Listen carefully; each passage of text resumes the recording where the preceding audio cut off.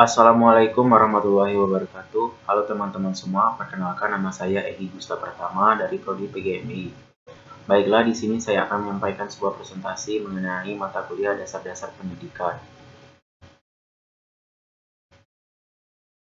Judul presentasi saya pada hari ini adalah Hakikat Manusia dalam Perspektif Al-Quran. Apa itu hakikat manusia, dan apa pengertian hakikat manusia menurut perspektif Al-Quran? Pengertian hakikat manusia. Hakikat manusia adalah seperangkat gagasan atau konsep yang mendasar tentang manusia dan makna eksistensi manusia di dunia. Hakikat manusia berkenaan dengan prinsip adanya manusia. Dengan kata lain, pengertian hakikat manusia adalah seperangkat gagasan tentang sesuatu yang olehnya manusia memiliki karakteristik yang khas, memiliki suatu martabat yang khusus. Hakikat manusia menurut perspektif Al-Quran.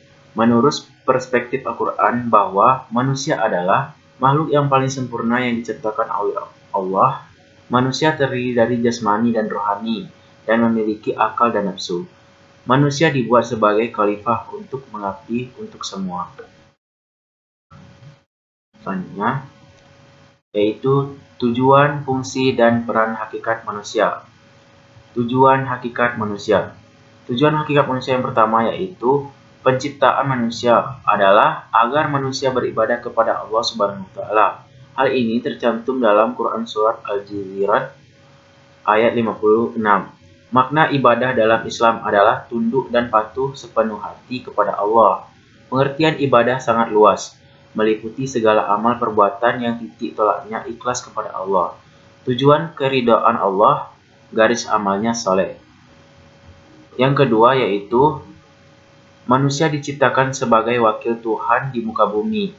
Hal ini tercantum dalam Quran surat Al-Baqarah ayat 30 dan Yunus ayat 14 dan Al-An'am ayat 165.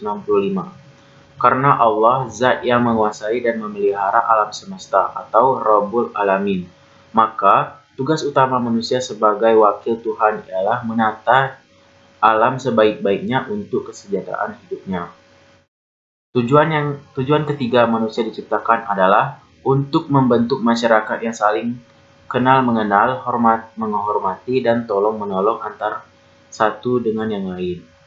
Hal ini juga tercantum dalam Quran surat Al-Hujurat ayat 13.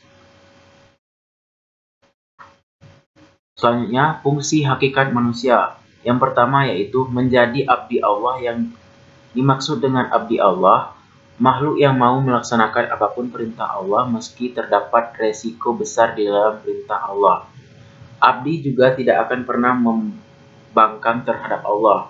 Hal ini tercantum dalam Quran surat Al-Jaziriyat ayat 56 dan artinya, dan tidak aku ciptakan jin dan manusia melainkan supaya mereka menyembahku. Baiklah, yang kedua yaitu menjadi saksi Allah.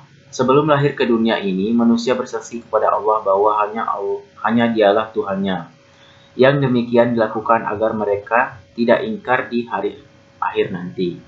Sehingga manusia sesuai fitrahnya adalah beriman kepada Allah, tapi orang tuanya yang menjadikan manusia sebagai Nasrani atau beragama selain Islam. Hal ini tercantum dalam Quran surat Al-A'raf ayat 172. Yang ketiga yaitu Khalifah Allah adalah perwakilan Allah untuk berbuat sesuai dengan misi yang telah ditentukan Allah sebelum manusia dilahirkan, yaitu untuk memakmurkan bumi. Selanjutnya, peran hakikat manusia. Yang pertama yaitu menjaga dan mempertahankan harkat dan martabatnya.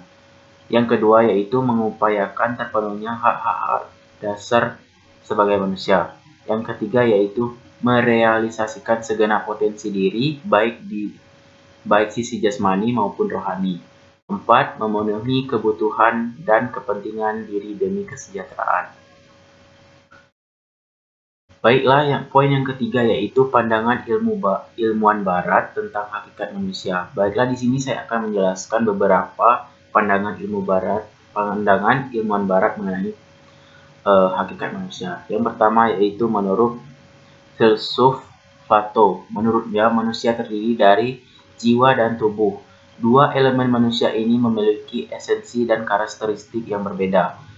Jiwa adalah zat yang sejati, yang berasal dari dunia sejati, dunia ideal.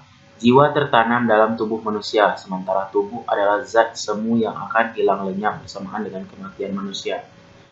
Baiklah, yang kedua yaitu menurut pandangan Aristoteles, manusia adalah animal atau rationale karena menurutnya ada perkembangan yang terjadi pada manusia. Berbeda dengan Plato, ia memandang manusia sebagai satu kesatuan. Tubuh dan jiwa adalah substansi, perbedaan keduanya bukan perbedaan esensial.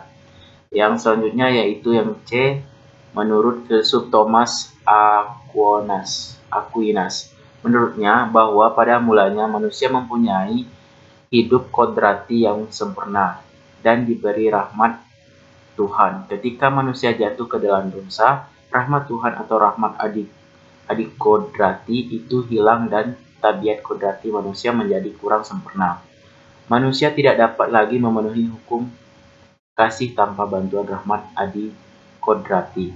Baiklah, yang terakhir yaitu filsuf Augustino. Menurutnya manusia perlu mengendalikan nafsu seknya.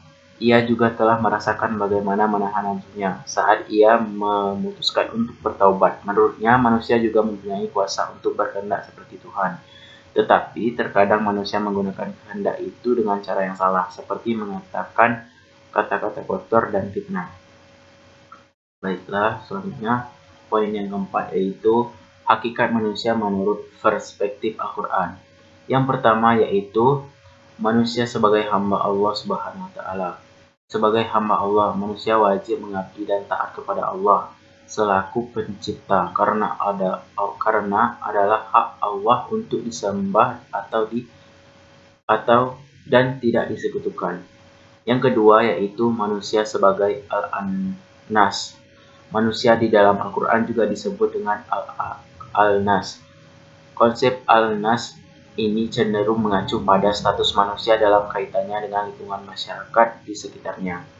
Manusia sebagai khalifah. Yang ketiga yaitu manusia sebagai khalifah Allah Subhanahu wa Ta'ala. Hakikat manusia sebagai khalifah Allah di bumi dijelaskan dalam surah Al-Baqarah ayat 30. Yang artinya, ingatlah ketika Tuhanmu berfirman kepada para malaikat, sesungguhnya aku hendak menjadikan seorang khalifah di muka bumi. Itulah beberapa hakikat manusia menurut perspektif Al-Quran yang dapat saya jelaskan. Selanjutnya kesimpulan, berdasarkan pembahasan di atas dapat saya simpulkan bahwa manusia adalah makhluk yang paling sempurna yang diciptakan Allah.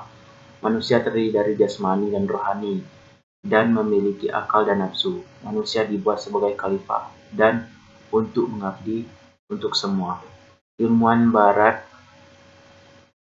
mengangkat manusia adalah sebagai makhluk materi yang dibentuk atau menafikan sang pencipta Islam. Berbeda memperhatikan hakikat manusia dibandingkan dengan para ilmuwan barat.